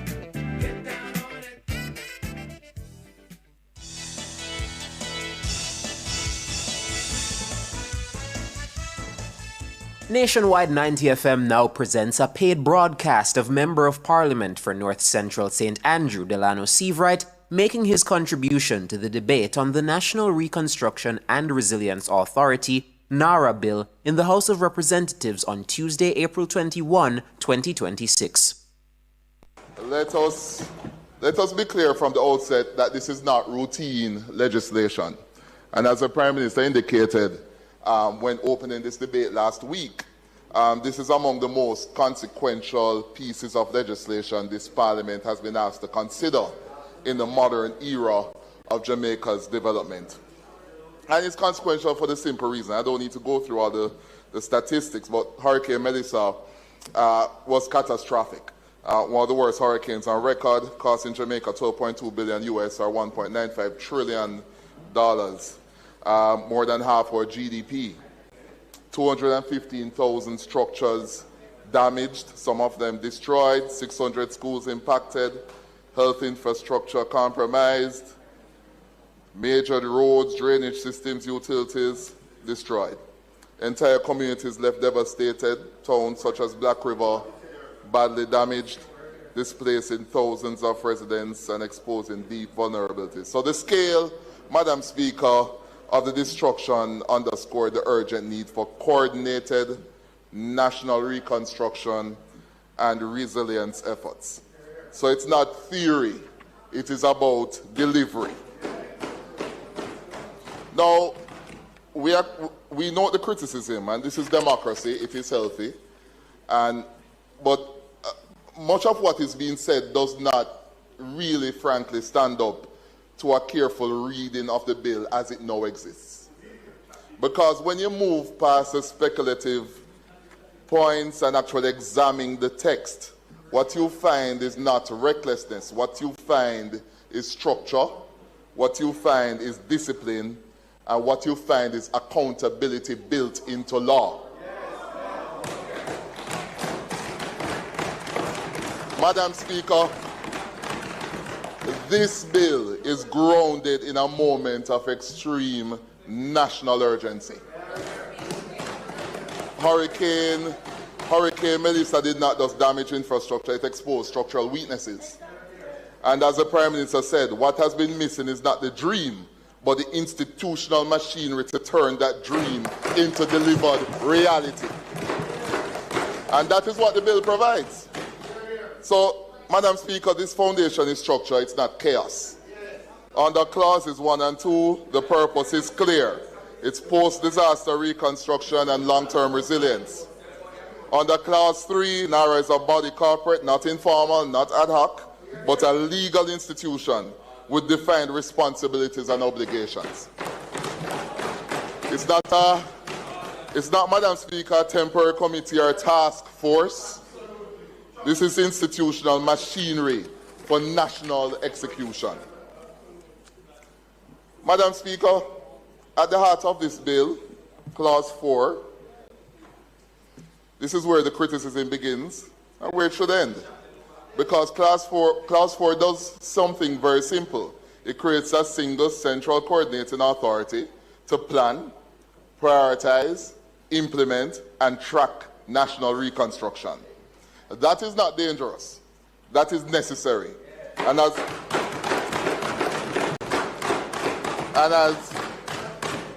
the proverb reminds us, too many cooks spoil the broth. Fragmentation is the enemy of recovery.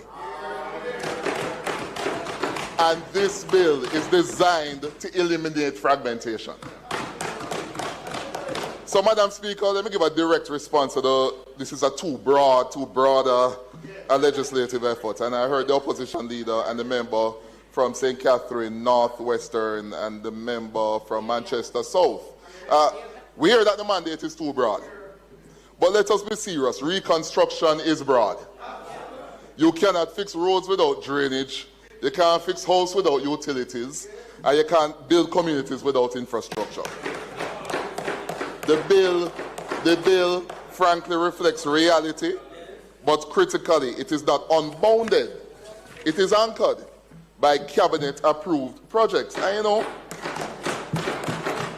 I think the people of Jamaica should be reminded that the Cabinet of Jamaica is not a standalone authority. It's a temporary custodian of power granted by the people themselves. The government is elected by the citizens. Every minister holds their seat as a servant of public trust, legally bound to a mandate derived directly from the ballot box. And to prevent the abuse of this borrowed power, we have checks and balances. We have an Auditor General, we have parliamentary oversight, we have Julian Robinson chairing the Public Accounts Committee, we have legislative and judicial scrutiny, and we have many other transparent mechanisms in this functional democracy that we call Jamaica. So you have cabinet-approved projects, Clause 17. We have structured programs and plans, Clause 18 and 19. Full auditing as a standard and reporting, Clauses 9 to 11. And of course, we have the dissolution under Part 4. So this is not a free-for-all. This is a structured flexibility under law.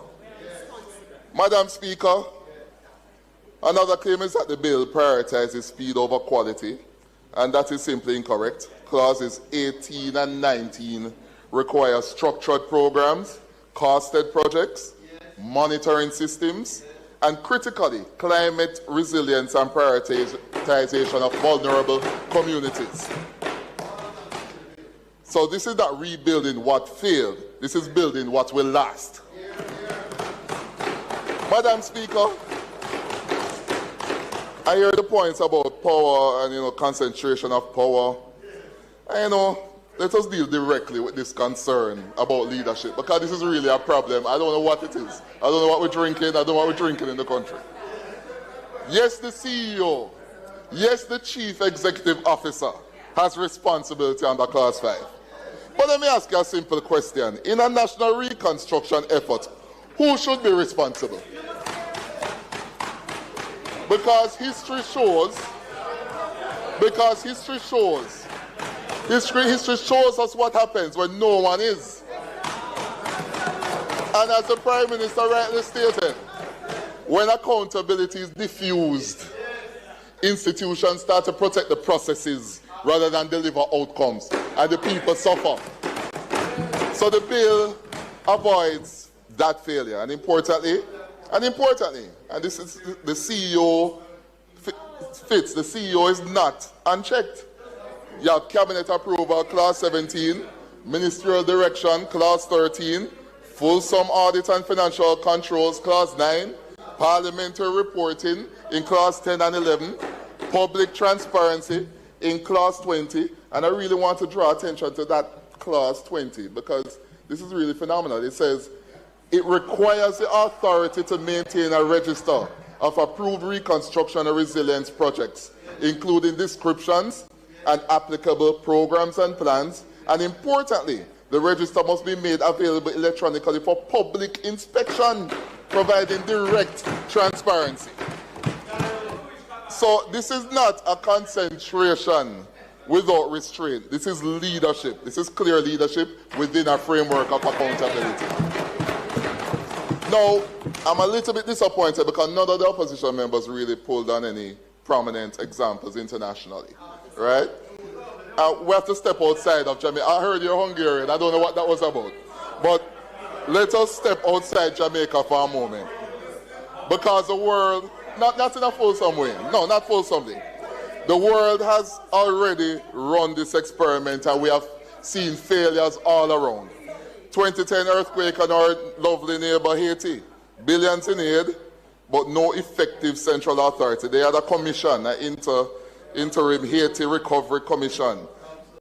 $13 billion committed, only $6 billion spent, and who knows where it went. They had fragmented actors, weak coordination. The Prime Minister actually chaired the committee along with a former US president and other critical stakeholders. It failed. New Orleans, Hurricane Katrina, the great United States of America. Multiple levels of government failed to coordinate. Bureaucracy slowed the response, and the entire communities lagged for over a decade. Then we look at our neighbor, one of our neighbors, Puerto Rico, 2017 Hurricane Maria, again a part of the United States. They had funding that existed, but the approvals were slow. The authority was fragmented. They set up a Central Office of Recovery and Reconstruction and Resiliency 2 weeks after the hurricane. An expert report now points out that they will probably get to fulsome completion of all their recovery efforts by 2051. Why? Because oversight paralysis. They had a Central Office for Recovery giving oversight. You had FEMA giving oversight. The Housing and Urban Development Corporation giving oversight. The Department of Energy giving oversight. The Governor's Office giving oversight. And then all sorts of stakeholder groups in Puerto Rico giving oversight. And this is wealthy Puerto Rico, part of the US. $86 billion obligated. They only managed to spend $40 billion out of it. So the pattern, Madam Speaker, is undeniable. Plans are nothing. Execution is everything. Recovery does not fail because of money. Because here we have the great United States, full of money. Authority was fragmented.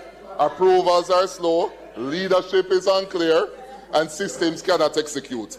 And that is exactly what this bill fixes. This bill establishes a single coordinating authority, again, Clause 4. Structured programs and plans, Clauses 18 and 19. Approved accelerated mechanisms, Clauses 21 to 24. Cabinet accountability and audit and reporting. This, Madam Speaker, is not chaka-chaka legislation. So,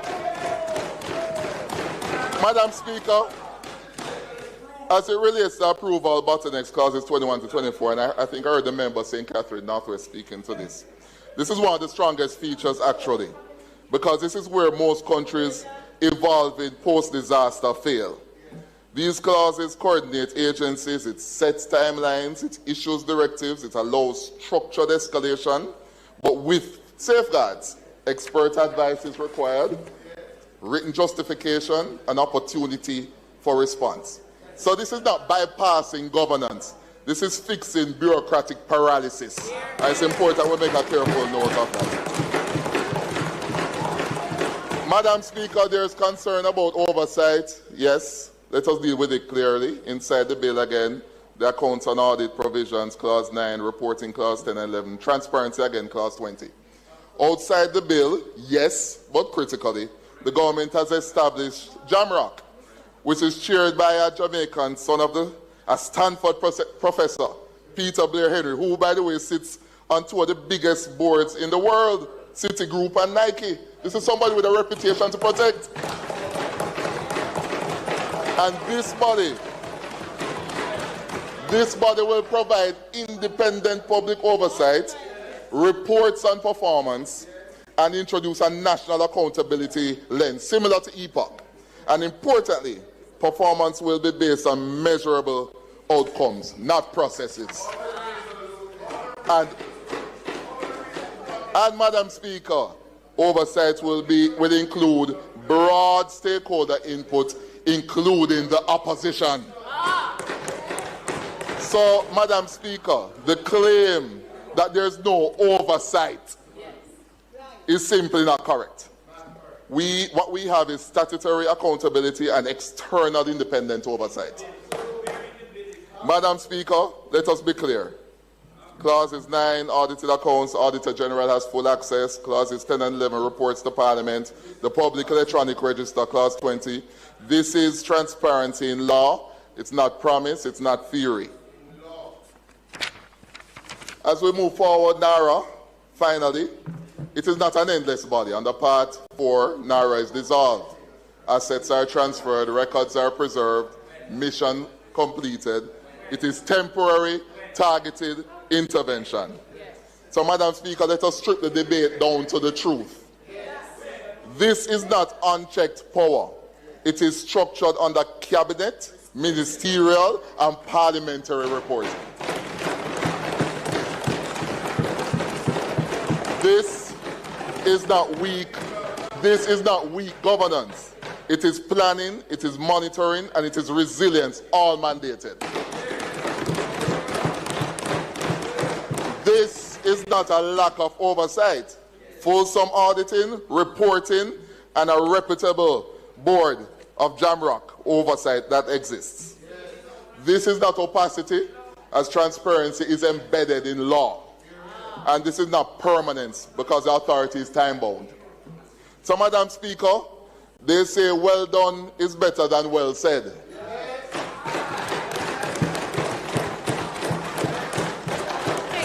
The difference between collapse and recovery is not the scale of the disaster, it is the quality of the response. And as we have seen, Madam Speaker, 2005 Hurricane Katrina, the 2010 Haiti earthquake, and the 2017 Hurricane Maria impact on Puerto Rico. Weak coordination, slow execution, and unclear leadership allowed confidence to unravel, sometimes for years. For the U.S., they are rich and powerful, so they will figure it out. Haiti, not so lucky. Jamaica has avoided that trap by restoring utilities quickly, mobilized incredible financing, early $6.7 billion from all the multilateral institutions, and establishing a clear institutional driver through NARA. The country has anchored confidence at a critical moment, giving businesses and the people of Jamaica a visible path to stability and growth. Madam Speaker, I support this bill.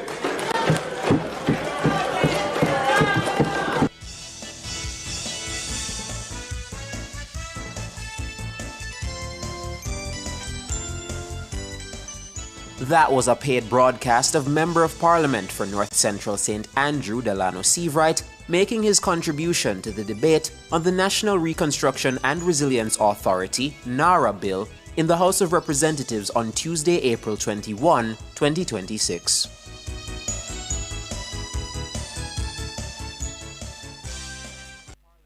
The Leadership Conference of Choice is back. Transform super managers into superior leaders at the Make Your Mark Middle Managers Leadership Conference, Jamaica Pegasus Hotel and online, May 6 to 7. Sponsored by Caledonia Outdoor Advertising, Visual Tech Solutions, Intelligent Multimedia Limited, CIBC Caribbean Bank, and Visual Vibe. Register now for Middle Managers Conference, May 6 to 7 at makeyourmarkgroup.com. For all your electrical needs, visit ABC Electrical Sales. They stock a wide variety of electrical supplies, including plugs, switches, panel boards, and conduits, plus energy-saving fixtures. ABC Electrical Sales stocks brands like GE, Siemens, Philips, Cutler Hammer, and Allen Bradley. They also offer free island-wide delivery just to suit your needs. Visit them at Shop 8, Hagley Park Plaza, Kingston 10, or call 876-754-3714-5 or 876-754-3825-8. ABC Electrical Sales, for a better choice in the electrical business. Corporate Interiors International offers the best value in office furniture and interior build-out. Visit them on all platforms at Corporate Interiors JM. The time by Corporate Interiors International is... It's 6:41. If you've ever called in, shared your story, or got help on this show, then you're already family. Now make it official. Join the nationwide 90 FM Family Club today on Patreon.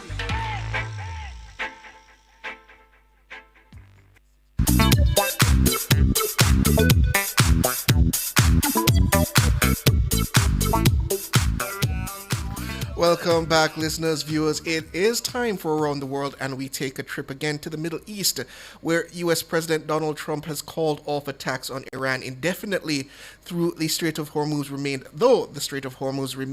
blocked on Wednesday.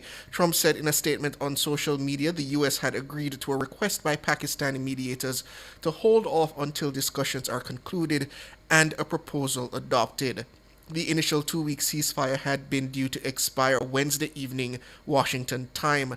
Trump did not give a new deadline, but even as he announced what appeared to be a unilateral extension, Trump said he would continue the U.S. Navy's blockade of Iran's trade by sea.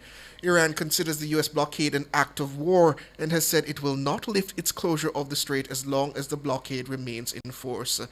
There was no response early on Wednesday from senior Iranian officials to the ceasefire announcement. Meanwhile, 3 cargo ships have been attacked in the strait since the announcement. 2 of the 3 have reportedly been seized by Iran's Islamic Revolutionary Guard Corps. More in this report from CNN. The fact that the threat of a resumption of hostilities wasn't enough for them to scurry something together, what does that tell you about how much leverage the United States has by continuing to use force as a threat here? Right, that's a great question. I think they called his bluff. I think that the Iranians figured out that the whole taco thing, the whole Trump always chickens out. They estimated that his bluster, at first it shocked them and frightened them. And then the more they, I guess, became familiar with his MO, the more they saw that he was all talk. And that I think that the other big point is Trump wildly underestimated the Iranians' capacity to suffer.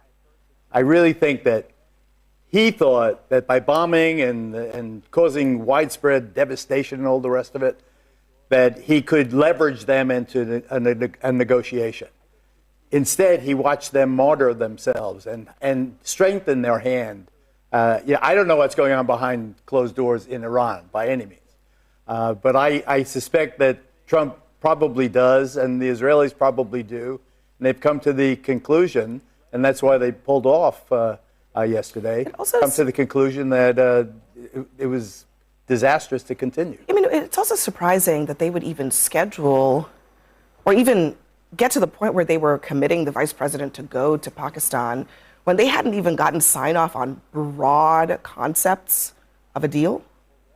Well, I think that they were obviously hopeful. And, to Geraldo's point, we don't actually know what's going on behind the scenes. I think it's fair to say that part of this is because they are, in fact, fractured. And then, of course, makes complete and total sense, given the situation on the ground, that we would doubt that there is fractures within their leadership to the extent that it exists is kind of naive to me. I think, you want to make sure that you're doing a lasting peace. Yesterday, you had brought up, I think it was a Reuters piece that suggested that international leaders were kind of worried about whether or not the president was going to lead for a headline and just get something done.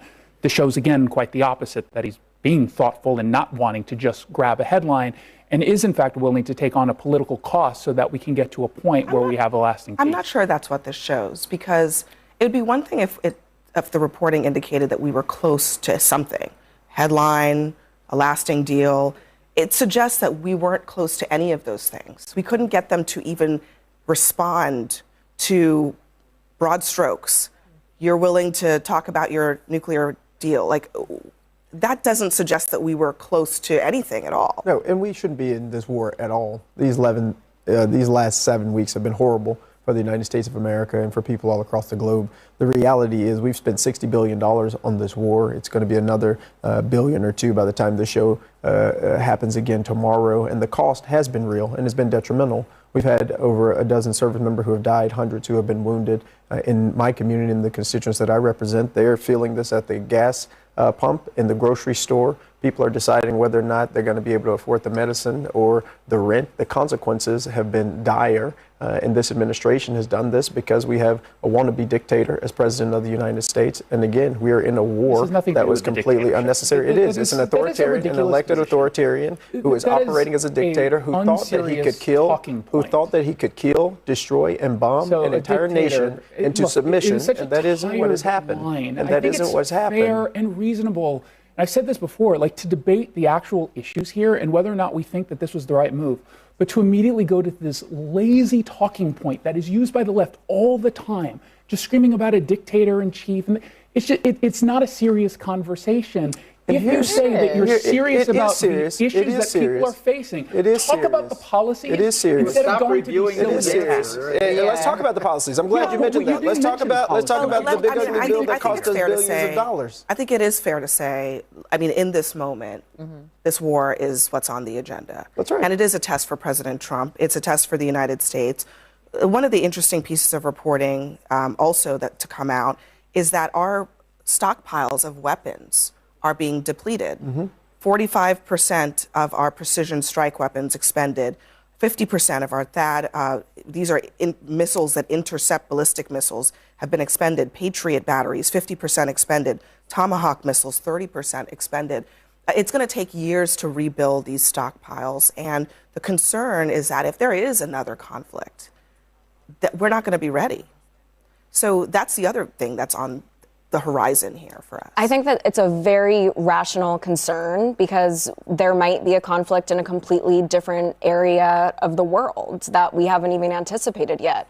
We're worried about a peer conflict with China that we might not have enough weapons to support.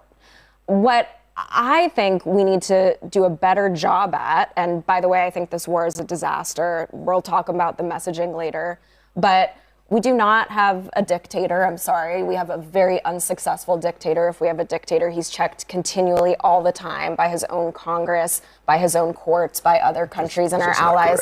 There is no conversation about the Iranian dictatorship and torturing their own people. I mean, I would just be curious to hear what you have to say about that. I appreciate that. So let's be very clear. This Congress has capitulated to what this administration has wanted at every turn, from the big ugly bill to cutting Medicaid to making it harder for people to live. And I'm not saying that Iran is a perfect nation. What I'm saying is this president ran. Could you condemn the actual dictator? Yeah. Can we talk about this though? Because we said we had a president who said he didn't want to have forever wars. He said he didn't want to have forever wars, and yet here we are in one. $60 billion. We have people in this administration, as well as Congress people, Democrats and Republicans, who are making billions. Just to add layers to this, the president is now putting on the table a bailout of the UAE. Really? In the middle of a war that is incredibly unpopular, that has no end in sight. How is that going to work for the American people? We don't know because we're preliminarily talking about this. It's not an official proposal. This is something that they're saying. Do you think it's a good idea for us to do? It could potentially be a good idea depending on how it actually works. To lend money to the UAE? In this context, depending on the specifics, they walk in golden slippers. Okay, so we do this with other nations pretty frequently or semi-frequently. Can I say one other thing about you started the piece with the depletion of our stockpiles. How do we know what the depletion of our stockpiles are? How is it that all of a sudden every news outlet in the country got the depletion of our stockpiles? Who benefits when there's fear over depletion of stockpiles? Right. Defense contractors benefit. In the same way, oil companies benefit when the price of oil goes up. You can't divorce yourself from the, everybody is not all, doobity-doo and they rally behind the flag and bad guys, let's get the bad. There are those with self-serving, nefarious motivations. You also. don't think we actually have a depletion? It's an interesting question. I have covered war, 11 assignments in Afghanistan, 11 in Iraq. I've seen lots of armaments be depleted over time. There is a process where there is constant replenishment, and to think that we can get a depletion of our stockpiles fighting a third-rate country like Iran, and this was the army we were going to take against China and Russia, I think it's preposterous. That's scary. Yeah. I hear your skepticism, but I do think that there were some unique aspects of this particular conflict that would make it possible or even plausible, even if you are skeptical. Because Iran had very cheap drones that we were using very expensive weapons to shoot down. And that imbalance is pretty unique to this conflict. And it also, I think, suggests that that's a problem that we need to resolve. And I think that's one of the things that has been revealed by this. As far as I know, we lost 3 F-35s. We lost 1 F-18. I don't know, I guess a couple of accidents here and there. Yeah. In terms of what our armed forces have expended, we have a vast amount of munitions. You're missing Ukraine as well. Here's what I'll say. I just want to say, like you mentioned the policy. Those are policy choices. Those are the choices that when we say, are we going to, I'm sorry, when you the UAE and we bail them out, that is money that is going not into the United States, but across seas. And that is what Justin is saying in terms of when his folks are saying, I thought you were going to put America first, and my pocketbook is getting smaller and smaller and tighter, and then the UAE and their golden slippers are getting richer and richer. Quite talking about handing over money without any conditions. And to Geraldo's point, we know that defense contractors make millions and billions of dollars with federal contracts, and yet again, that actually is not going into the everyday American pocket. So those are actually policy decisions that this administration has to account for. There you have it, that very spirited discussion about the Middle Eastern conflict there by a CNN panelist. I have to say, listeners, when this matter of the strike on Iran by US and Israel took place back in, I believe it was just the end of February, I was in full support of that action taken because I'm a firm believer that there are powers in this world that must be stood up to, powers that I just plainly have to call evil. I don't know if I have any other way of describing it. And Iran is one of the biggest state sponsors of terrorism. It's a downright despicable regime. I know some people might have an issue with me using that term, but it is a downright despicable regime. And I supported its toppling. But what I've seen in the days since those initial strikes is a U.S. world policing power that simply is not up to the task. The president has waffled at every turn in terms of how he wants to see that conflict brought to an end. And I think therein lies the problem. You can't just mindlessly and chaotically go into a war without an end game in sight. And it's clear that's what he did. He was dragged into the conflict by the Israeli government, and he was simply not up to the task of seeing it through. And in those concerns about energy prices, fuel prices, I understand that there is pain coming from that. But what you would hope is that with that pain, that expectation that people will suffer, that there is an end goal in sight. And I think the Trump administration has lost sight of that end goal, and it has essentially resulted in pain for no gain. And that is how I see it at this point. I do believe there are forces in this world that must be stood up to. I do believe one of them is, let me not go that far, I do believe one of them is Iran. I do believe there are other forces in the world that other nations simply are not equipped to handle, simply are not equipped to stand up to the bullies. And sometimes you need a bully in your corner to do the same thing. And the US, for the Western hemisphere, for the Western world, what we believe in terms of democracy, liberty, etc., that was our bully standing up to the bullies. But Trump at the helm has simply made the expectation of what that justice from Western liberty and democracy has made a fool of himself, and he's made a fool of his country on how he's handled this situation. It's simply that. And this is coming from somebody who expected better, from someone who, in his running up to the presidency, accused the people who came before him of the same thing. He accused Barack Obama of being weak when it came to foreign policy. He accused Joe Biden of being the same. He said Kamala Harris would be the same outcome, but here he is now waffling as to how he wants to handle the situation in Iran, and it just sets a bad precedent as to what to expect from what I consider the only remaining superpower in the world, and that's the United States. Some people would want to say China rivals the United States, but let's be brutally honest. China may have the wealth, they may have a large army, but when it comes to the sheer diplomatic and military might that is required for a superpower to essentially ensure its hegemony over the world, it is the United States, and Trump is squandering it during his presidency. But that's where we have to leave it, listeners. Thank you for joining us for Nationwide at 5. Please stay tuned for the comments section with Mahiri Stewart and Shaloy Smichael. Thank you to our super producer Dana Davey for this evening, our technical operator Angela Glenn, the big man Boogs Anderson, and although she hates when I say it, thanks to our super editor Cara Powell, who leads one of the best news and production departments in the business. I'm Siobhan Campbell. It has been a pleasure and a privilege to serve you this evening. Please stay with us. Have a good evening.